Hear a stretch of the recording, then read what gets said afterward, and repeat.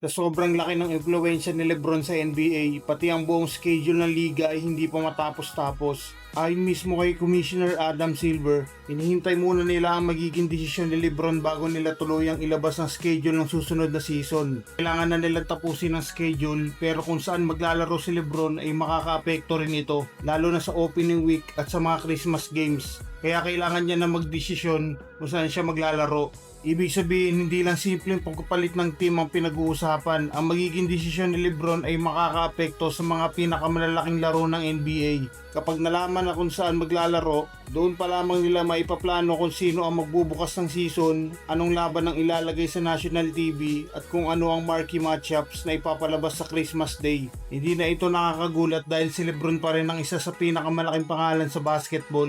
Ayon sa prediction market na Polymarket, ang Miami Heat ang kasalukuyang itinuturing na pinakamalaking tsansa na makuha si LeBron. Nasa 31%, pangalawa ang Cleveland na may 28%, habang pangatlo naman ang Warriors na may 19%.